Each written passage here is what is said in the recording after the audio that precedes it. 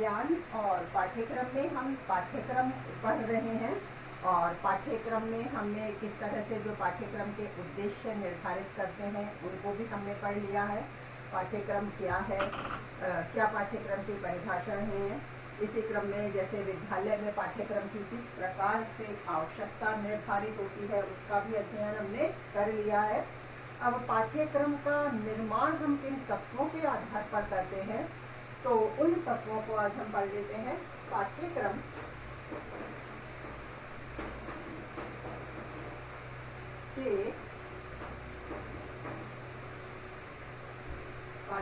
के निर्माण के तत्व।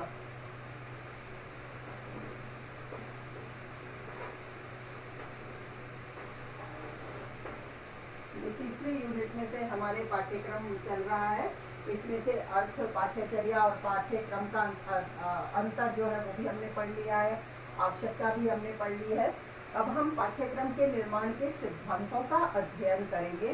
उससे पहले, हालांकि तत्वों को अलग से नहीं दे रखा है सिलेबस में, लेकिन निर्माण के जो हम सिद्धांत पढ़ेंगे तो उन सिद्धांतों को पढ़ने से पहले हमें पाठ्यक्रम के निर्माण के तत्वों को भी समझ लेना चाहिए, जिससे कि हम सिद्धांतों को भली भांति पढ़ सकें।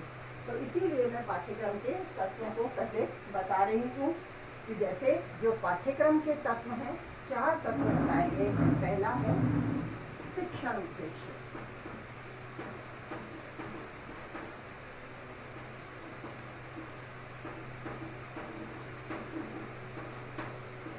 जो कि शिक्षण उद्देश्य शब्द सामने आया है, यह पाठ्यक्रम के निर्माण का पहला तत्व है। शिक्षण उद्देश्य से हम अनभिज्ञ नहीं है, क्योंकि कई बार पाठ्यक्रम के दौरान, शिक्षण के दौरान या शिक्षा के लिए कोई भी विषय वस्तु जो हम पढ़ा रहे हैं, कहीं अधिगम की बात कर रहे हैं, तो कहीं ना कहीं किसी ना किसी प्रकार से शिक्षण उद्देश्य हमारे सामने आ जाता है, किसी न किसी रूप में इसकी व्याख्या की जाती है। तो यहाँ यह निर्धारित करना होता है कि जैसे जो पाठ्यक्रम के निर्माण के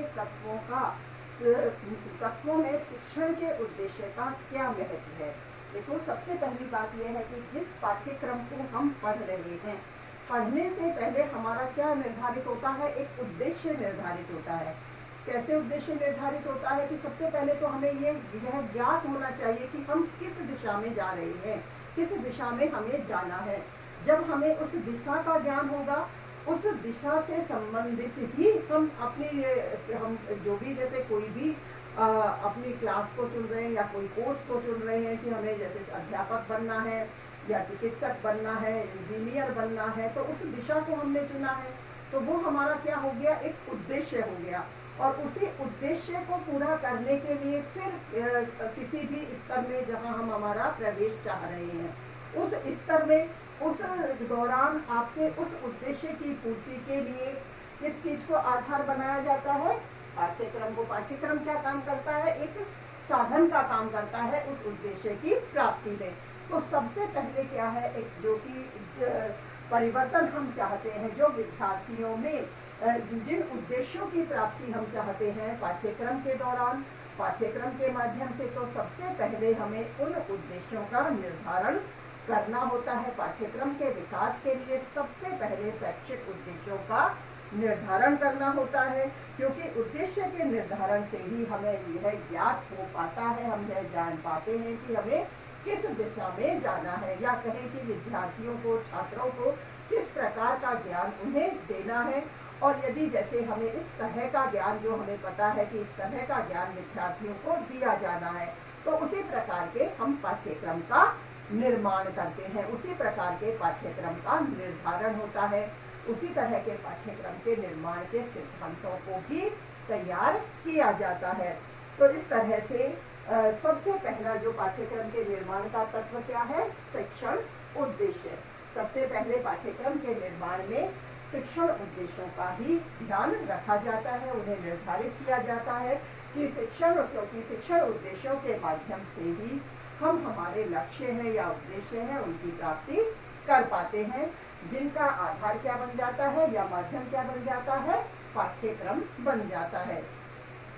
अब हम जैसे दूसरे तत्व की बात करें तो वह क्या है, अनुदेशनात्मक प्रारूप।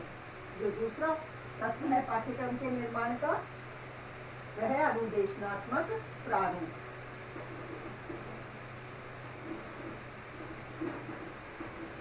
अनुदेशनात्मक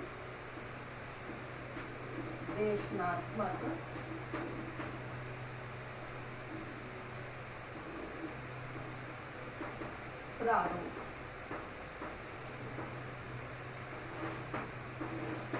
जैसे अनुदेशनात्मक प्रारूप में अब जो हमने पाठ्यक्रम निर्धारित किया है तो उस पाठ्यक्रम को हमने निर्धारित तो कर दिया, लेकिन बालकों तक किस तरह से उसे संप्रेषित किया जाना है, बालकों को उससे किस तरह से एक तरह से वह ज्ञान पाठ्यक्रम से किस तरह से दिया जाना है, तो उसके अनुदेशन का भी एक प्रारूप पहले से निर्धारित किया जाता है कि अमुक पाठ्यक्रम को अमुक शिक्षण विधियों के माध्यम से, अमुक शिक्षण प्रविधियों के माध्यम से किस तरह से बालकों तक संप्रेषित किया जाना है, किस तरह से पाठ्यचर्या का, पाठ्यक्रम का विकास किया जाना है, बालक अधिक से अधिक, सरल से सरल ढंग से किस तरह से वह सीख सकते हैं।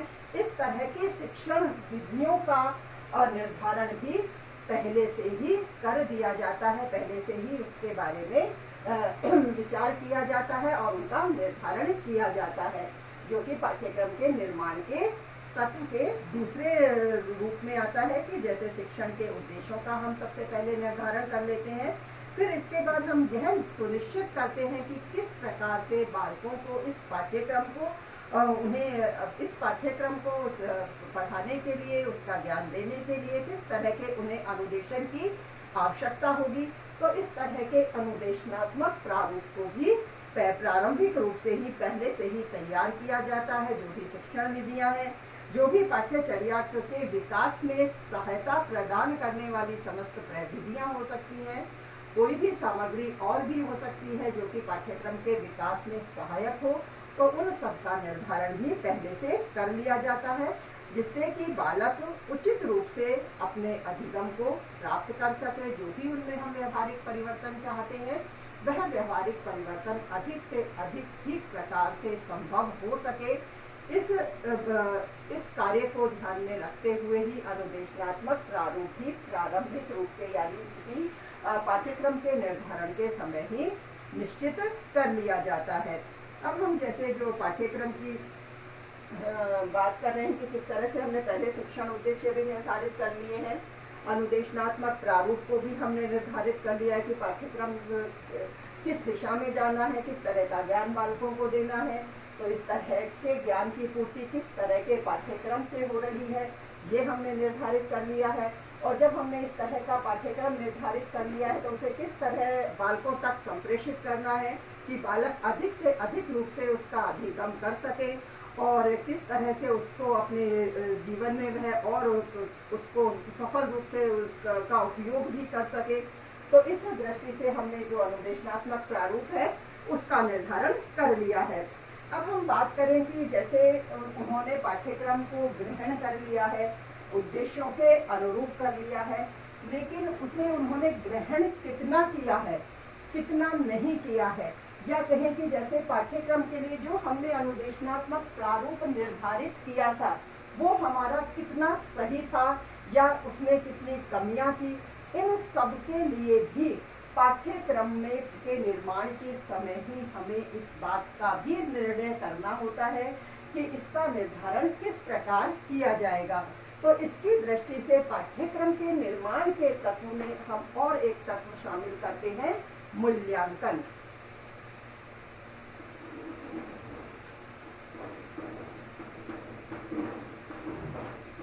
जैसे अब मूल्यांकन केवल विद्यार्थियों का या छात्रों का नहीं होता है।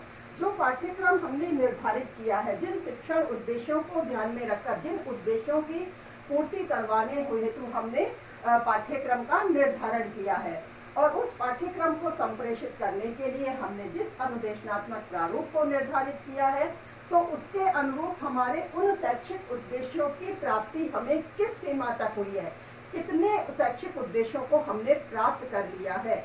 अर्थात बालकों ने उस ज्ञान को या उस पाठ्यक्रम को कितना सीख लिया है, कितना अधिगम कर लिया है, इसकी जानकारी हम कहाँ कर पाएंगे? मूल्यांकन के माध्यम से कर पाएंगे। तो जब बालक कितना सीख गए हैं इसका मूल्यांकन हम कर रहे हैं, साथ ही साथ यहाँ छात्र और शिक्षक दोनों का ही मूल्यांकन हो रहा है। छात्र तो कितना सीख रहे हैं, अब उन्हें किस तरह के प्रयास की आवश्यकता है इसकी जानकारी उन्हें मिलती है कि किस तरह से अब उन्हें और अधिक प्रयास करना है पूरे पाठ्यक्रम को सीखने के लिए। इसी प्रकार से शिक्षक भी ये प्रयास करता है कि जैसे उसने अपनी जो पाठ्यक्रम की विषय वस्तु को बालकों तक संप्रेषित किया है, बालकों को सिखाने का प्रयास किया है, उसमें किन किन शिक्षण विधियों का उसने प्रयोग किया है, क्या वे शिक्षण विधियां उपयुक्त थी, क्या वे शिक्षण विधियां उचित थी, जिनसे बालकों ने जो ज्ञान प्राप्त किया है उसमें कुछ कमियां रह गई, क्या उनमें सुधार की आवश्यकता है या उन्हें बदलने की आवश्यकता है, उनकी जगह कोई और शिक्षण विधि का उपयोग करना चाहिए, और शिक्षण विधियों को प्रयोग में लिया जाना चाहिए। इस तरह के समस्त निर्णय का आधार क्या बन जाता है? मूल्यांकन। तो पाठ्यक्रम के निर्माण के समय ही मूल्यांकन को भी निर्धारित किया जाता है। जैसे हम अनुदेशनात्मक प्रारूप की बात कर रहे हैं कि इसमें भी हम कुछ शिक्षण विधियों का निर्धारण पहले से कर देते हैं, ठीक इसी प्रकार से मूल्यांकन की भी टेक्निक्स होती हैं, विधियां होती हैं, कई सारी मूल्यांकन की विधियां होती हैं, वो भी मैं बताऊंगी। तो उन मूल्यांकन की विधियों को भी पाठ्यक्रम के आधार पर ही पहले से निर्धारित किया जाता है कि कौन सी विधियों के माध्यम से छात्रों का मूल्यांकन किया जा रहा है, और उसी मूल्यांकन के दौरान शिक्षक भी अपनी शैक्षिक गतिविधियों में किस तरह से सुधार की अपेक्षा रखता है, जिस तरह से उसे जो शैक्षिक उद्देश्यों की प्राप्ति करनी थी, क्या वो शैक्षिक उद्देश्य पूर्ण रूप से उसे प्राप्त हुए हैं अथवा नहीं, उसी दृष्टि से वह भी अपने शैक्षिक जो भी गतिविधियां हैं, जो भी शिक्षण विधियां हैं, उनमें वह परिवर्तन कर सकता है। तो इसी दृष्टि से पाठ्यक्रम के निर्माण के तीसरे तत्व के रूप में मूल्यांकन को रखा गया है। और ही साथ इस तरह की जो हम बात कर रहे हैं कि किस तरह से वो शिक्षण विधियों को उसमें परिवर्तित कर सकता है, या छात्र भी किस तरह का प्रयास है उस प्रयास में भी वह परिवर्तन कर सकते हैं, किस तरह से उन्हें सीखना है। तो इस तरह के परिवर्तन को एक और हम नाम देते हैं पृष्ठपोषण, जिसे हम पाठ्यक्रम निर्माण के चौथे तत्व के रूप में रखते हैं।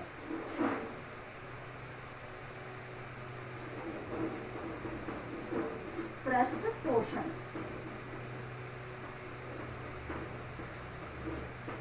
फीडबैक जिसे कह देते हैं, पुनर्बलन भी कहते हैं, कि जैसे बालक जिसने पाठ्यक्रम का ज्ञान लिया है, समस्त पाठ्यचर्या को उसने सीखा है, अब कहाँ उसे कमी रह गई है, इस कमी का पता उसे इस सीमा तक उसने ग्रहण किया है, जैसे पाठ्यक्रम सामग्री को या विषय वस्तु को, तो उसका पता उसे किससे लगा है? मूल्यांकन से लगा है। अब इस मूल्यांकन के द्वारा जो उसकी वस्तु स्थिति है, जो उसका अनुमान उसे मिला है, उसमें अब किस तरह के एक तरह से किस तरह का प्रयास उसे करना है, किस तरह का सुधार उसे करना है। इस तरह के सुधार को भी जैसे शिक्षक द्वारा भी प्रयास किया जाता है कि छात्रों में किस तरह का अब सुधार किया जाना है, और यह सुधार किया जाना है तो किस प्रकार से संभव होगा। तो इस तरह के प्रकार को, यानी किस प्रकार से हम वह सुधार करवाना चाह रहे हैं, किन शिक्षण विधियों का उनमें का हम सहयोग ले रहे हैं, या किस तरह की टेक्निक्स हम अपना रहे हैं, तो वह सब किसमें आ जाती है? पृष्ठपोषण में। एक तरह से बालकों को किस तरह से हम पुनर्बलित कर रहे हैं, किस तरह से उन्हें पृष्ठपोषण दे रहे हैं, दोबारा सीखने के लिए प्रेरित कर रहे हैं, कहाँ उनमें कमी रह गई है, जो शैक्षिक उद्देश्य हमें प्राप्त करने थे, जो पाठ्य वस्तु विषय वस्तु की जो सामग्री है उन्होंने ग्रहण की है, तो इस विषय वस्तु सामग्री के ग्रहण करने में कहाँ कुछ क्या जो कमियां रह गई हैं, उन्हें किस प्रकार दूर किया जाना है। तो दूर करने के जो भी उपाय हैं, जो भी कार्य किए जा रहे हैं, तो वह समस्त उपाय किसमें आएंगे? पृष्ठपोषण में आएंगे। इसी तरह से जैसे ये तो छात्र के लिए हो गए, अब शिक्षक के लिए भी हम इसमें पृष्ठपोषण की बात कर सकते हैं। ठीक इसी तरह से जैसे मूल्यांकन में हमने बात की है कि किस प्रकार से जैसे मूल्यांकन में जो भी उसने विषय वस्तु बालकों को संप्रेषित की है, किन विधियों के माध्यम से की है और किस तरह के शैक्षिक उद्देश्यों की प्राप्ति शिक्षक को हो पाई है, उसमें कहाँ सुधार की अपेक्षा थी, तो किस तरह से उसमें उनको सुधार करना है। तो इसी दृष्टि से वह अपनी पाठ्यक्रम या पाठ्यचर्या के लिए और किस तरह के सुधार की अपेक्षा रखता है और उन कमियों को जानकर किस तरह के सुधार का कार्य वह अपनाता है। तो शिक्षक के लिए भी वह क्या हो जाएगा, पृष्ठ पोषण हो जाएगा। तो इस तरह से पाठ्यक्रम के निर्माण में ये चारों तत्व महत्वपूर्ण भूमिका निभाते हैं और इन्हीं के आधार पर जो पाठ्यक्रम निर्माण के जो सिद्धांत हैं उनका भी निर्धारण किया जाता है, उनके भी निर्धारण का कार्य किया जाता है। जो पाठ्यक्रम निर्माण के सिद्धांत हैं उनको भी हमें पढ़ना है, वो अलग से हमारे सिलेबस में दिए गए हैं। जैसे जो पाठ्यक्रम निर्माण के सिद्धांत हैं, सबसे पहले सिद्धांत में हम बात करें, जो भी मैंने बात की है शिक्षण उद्देश्यों की, अनुदेशात्मक प्रारूप की, मूल्यांकन की, पृष्ठपोषण की, निर्माण के, पाठ्यक्रम के निर्माण के तत्वों के क्रम में, तो जो भी हम पाठ्यक्रम के सिद्धांत पढ़ेंगे लगभग वो इन्हीं के आसपास अर्थात इन्हीं से संबंधित रहेंगे। जैसे अब हम पाठ्यक्रम सिद्धांत की बात कर रहे हैं, एक सिद्धांत मैं बताती हूँ, शिक्षा के लक्ष्यों की प्राप्ति में सहायक। जैसे जो पाठ्यक्रम के निर्माण का सिद्धांत है, पहले लिख लेते हैं।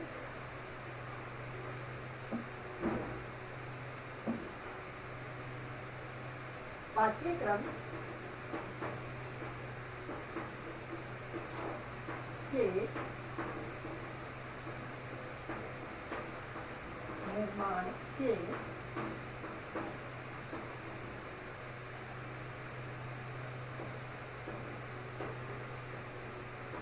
सिद्धांत।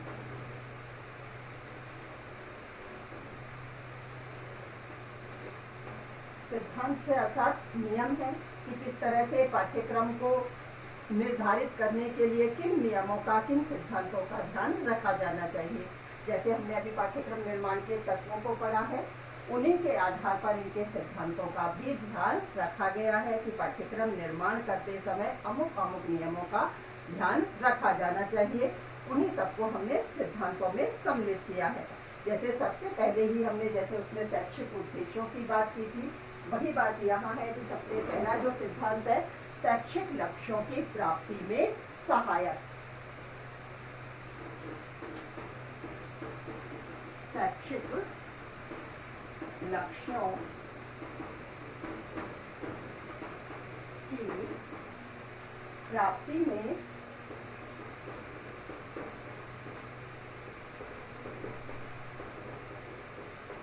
सहायक।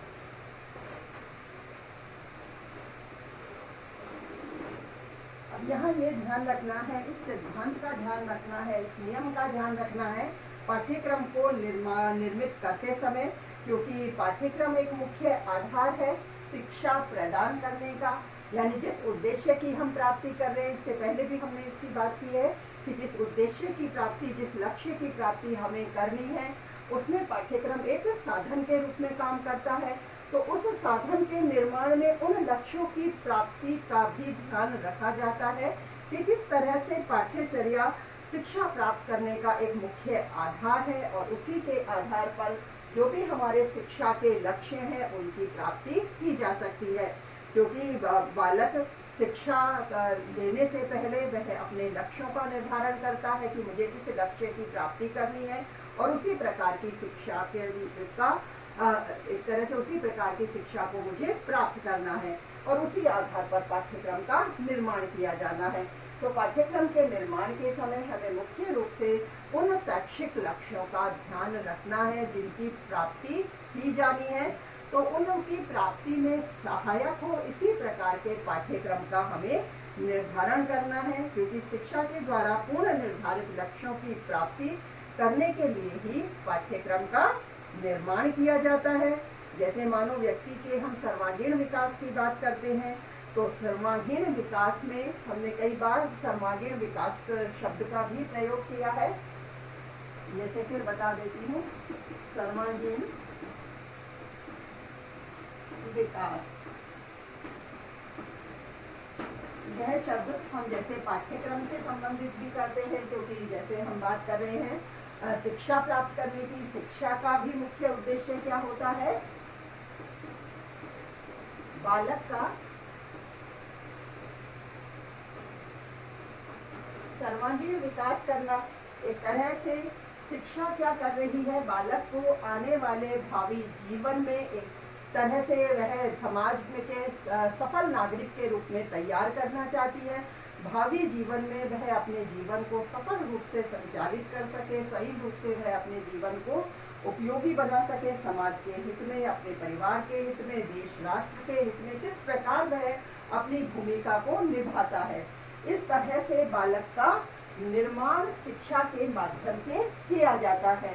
तो इस दृष्टि से बालक का सर्वांगीण विकास करने का कार्य शिक्षा का होता है। और शिक्षा किसके माध्यम से प्रदान की जा रही है? पाठ्यक्रम के माध्यम से प्रदान की जा रही है।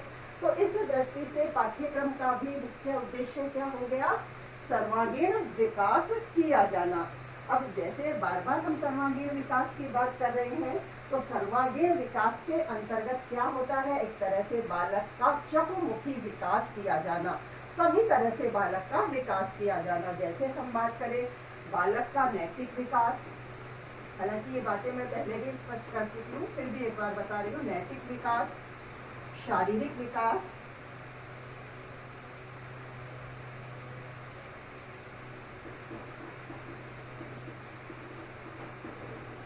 शारीरिक विकास, मानसिक विकास,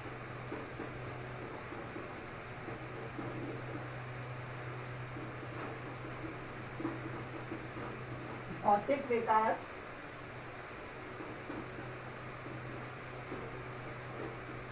बौद्धिक विकास,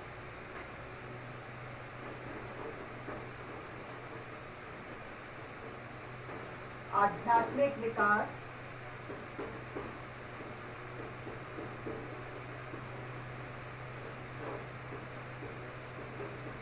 और चारित्रिक विकास।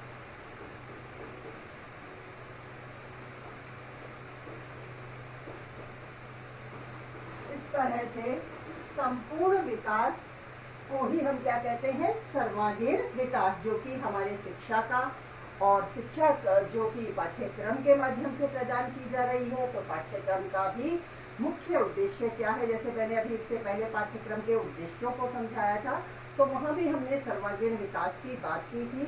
तो इस तरह से पाठ्यक्रम के निर्माण के सिद्धांतों में मुख्य रूप से जो शैक्षिक लक्ष्य हैं उनकी प्राप्ति का ध्यान रखा जाता है कि क्या पाठ्यक्रम जिसका हमने निर्माण किया है, जिसका निर्धारण किया है, तो वह उन शैक्षिक लक्ष्यों की प्राप्ति में सहायक है या नहीं है, क्या वह शिक्षा के उद्देश्यों को प्राप्त कर रहा है या नहीं है। तो इस तरह से उन शैक्षिक उद्देश्यों की प्राप्ति में सहायक हो, इसी तरह के पाठ्यक्रम का निर्माण किया जाता है। तो पाठ्यक्रम के निर्माण का सर्वप्रथम पहला सिद्धांत क्या निर्धारित किया गया है? शैक्षिक लक्ष्यों की प्राप्ति में सहायक होना। और शैक्षिक लक्ष्यों की प्राप्ति में सहायक पाठ्यक्रम तभी हो सकेगा जब वह बालक का सर्वांगीण विकास करने में सक्षम हो सकेगा। तो इस तरह से बालक के सर्वांगीण विकास का लक्ष्य रखते हुए पाठ्यक्रम के निर्माण का ध्यान रखा जाता है। पाठ्यक्रम के निर्माण से संबंधित और भी इसके जो सिद्धांत है उनका अध्ययन हम कल करेंगे।